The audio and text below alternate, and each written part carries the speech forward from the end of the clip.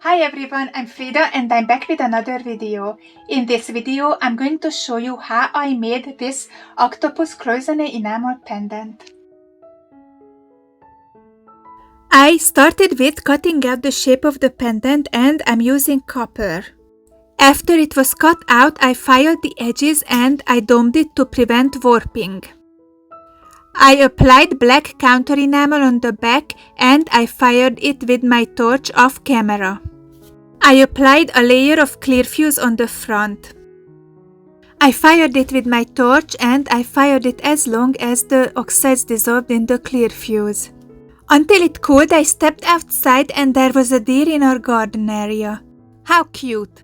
I continued the project with folding the cloisonne wires. Cloisonne wires are flat wires and they stand on their edges. They create the sash, which we're going to fill out later with vitreous enamel. I made these cloisonne wires out from round wires with my rolling mill. I'm using pliers and a tweezer to fold the wires to follow my design. Until you watch me fold these wires, I would like to let you know that I have a beginner-friendly course on Patreon. It's a 3-part course and we're making a cloisonne enamel piece. I provide really detailed explanation and you can follow me step by step. At the end of this course, you're going to end up with a beautiful cloisonne enamel for yourself. The link to the course is going to be in the description.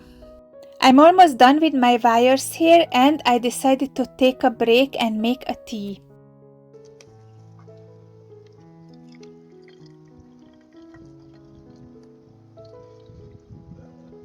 I left the tea to steep and I went back inside to continue my project. Here I'm making silver foil because I want to cover the surface of the pendant with it to make the colors brighter. I rolled out the foil with my rolling mill from scrap silver and here I'm texturizing it. I like the texture because it's going to show through the transparent enamels, making the pendant really pretty. Here you can see me trying to cover the surface. I have several smaller pieces of foil, so it's not easy. Finally, I succeeded and I fired the piece in my kiln off camera. I wanted the foil to get stuck in the melted base coat.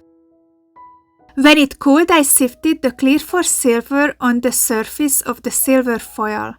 I fired it in my kiln off camera. I went outside to enjoy my tea and the sunshine. It's nice because the weather is cloudy and cooler now, so the sun doesn't feel that burning anymore. I took a good half an hour break and when I came back I continued with putting my wires on the surface of the pendant. For me, this is always the hardest part. Sometimes I really struggle with it. This time my struggle came from not able to see.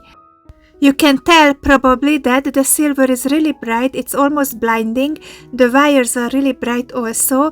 There is no contrast, so it's very hard to find where those wires should go.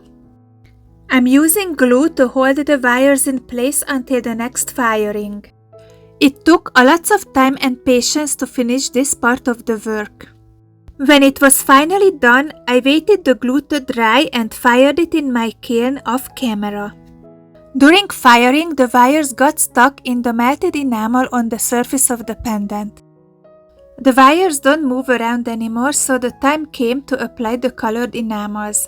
This is the fun part. Or at least I enjoy this the most. If you're also an enamelist, which part of the process is your favorite? I'm using transparent enamels here and I'm mixing all kinds of colors for the color of the octopus. I'm going to share the colors I used for this project on my Patreon. I washed these enamels before and I use a paintbrush and a scraper to get them in between the cells. I would like to share something with you guys and I was really conflicted to share or not, but I decided that I will. If you followed my videos regularly since February, you're probably familiar with our puppy Dingo. The cutest puppy ever lived. The last month felt like the worst month of our lives. It turned out that Dingo had an incurable brain disease and we had to euthanize him. He was only 7 months old and he is my puppy angel now.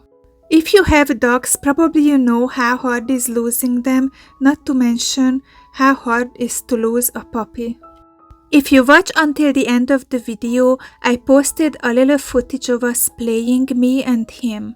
I'm so heartbroken, you guys. I'm really struggling to get over this. I just take one day at a time, but it feels really nice and healing to get back to enameling. I'm almost done with the colors here, and when I filled out every cell, I waited the enamel to dry and I fired it in my kiln on 1400 Fahrenheit for 2 minutes. You can see it here how different the colors look when the piece is still hot. As it cools, the real colors emerge and it's so much fun to watch. You can probably also see that enamel shrunk in the kiln. That means that we have to apply more enamel in the cells. That's what I'm doing here. I usually apply 3 layers altogether. I did the 3rd layer off camera. Here I would like to ask you guys to support my channel on Patreon, it would mean a lot, or buy me a cup of coffee. The links are going to be in the description. When we are done with all the layers of enamel, one more thing we have to do, and that's the sanding. I'm using diamond pads for this and I just got 2 fresh ones, so I'm really excited to try them out. I'm also using a lot of water for this part of the process. We make the surface smooth and expose the wires because sometimes enamel goes on them. Enamel loses its shine during the sanding, so we have to fire it again to get the shine back. I put it in a setting I made and it was done. I really like it, let me know guys what you think. Please guys check out my Patreon and I would like to say thanks to my existing patrons for the support. You can also show your support by subscribing to my channel, liking, sharing and commenting on my videos. This is it from me today. Thank you guys so much for watching and see you in the next video. Bye!